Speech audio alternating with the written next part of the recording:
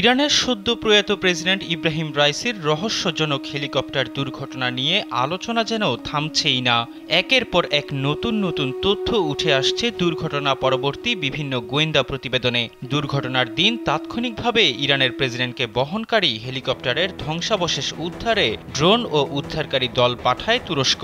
বলা হয় তুরস্কের আকিঞ্চি ড্রোনের মাধ্যমেই শনাক্ত করা হয় রাইসিকে বহনকারী হেলিকপ্টারের ধ্বংসাবশেষ। তবে এবার এই উদ্ধার অভিযান নিয়ে সম্পূর্ণ নতুন ও চাঞ্চল্যকর তথ্য দিয়েছে ইরানের সেনাবাহিনী। ইরানের রাষ্ট্রীয় বার্তা সংস্থা ইরনার এক প্রতিবেদনে বলা হয়, রাইসিকে বহনকারী হেলিকপ্টারের ধ্বংসাবশেষ তুর্কি ড্রোনের মাধ্যমে নয়, শনাক্ত করা হয় ইরানের নিজস্ব ড্রোনের মাধ্যমে। আমি রান্নায় মানহীন কোনো উপাদানের সাথে আপোষ করি না। নারী আর নানান আপোষহীন এক নাম।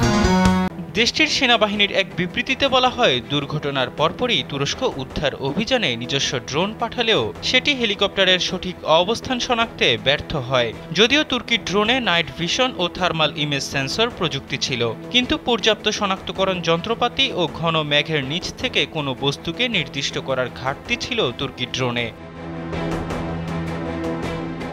ইরান সেনাবাহিনী জানায়, দুর্ঘটনার পরপর ইরানের সিনথেটিক অ্যাপারচার রাডার তথা SAR প্রযুক্তি সম্পন্ন ড্রোনগুলো ভারত মহাসাগরের উত্তরাঞ্চলে একটি গুরুত্বপূর্ণ অভিযানে মোতায়েন করা ছিল। ফলে সে সময় তুর্কি ড্রোনের সাহায্য নেওয়া হয়। সোমবার ইরানের গ্রাউন্ড রেস্কিউ ফোর্স ও ভারত মহাসাগর থেকে ফিরিয়ে আনা ড্রোনের সাহায্যে রাইসিকে বহনকারী হেলিকপ্টারের ধ্বংসাবশেষ শনাক্ত করা হয়। SAR প্রযুক্তির মাধ্যমে দিন কিংবা রাতে পৃথিবী পৃষ্ঠে থাকা কোনো বস্তু শনাক্তে একটি মাইক্রোওয়েভ সিগন্যাল পাঠানো হয়। ফিরতি সিগন্যালের মাধ্যমে নির্দিষ্ট লক্ষ্যবস্তুর 2D অথবা 3D ছবি তৈরি করা হয়। দুর্ঘটনার পরদিন সোমবার বিভিন্ন গণমাধ্যমে প্রকাশিত প্রতিবেদন ও ভিডিও ফুটেজে দেখা যায়, হেলিকপ্টারের ধ্বংসাবশেষ শনাক্তে সফল হয়েছিল তুরস্কের তৈরি উচ্চ ক্ষমতা সম্পন্ন আকিঞ্চি ড্রোন। তুর্কি ড্রোনের সফল শনাক্তের পরই ঘটনাস্থলে যায় ইরান রেড ক্রিসেন্ট ও উদ্ধারকারী দলের অন্যান্য সদস্যরা।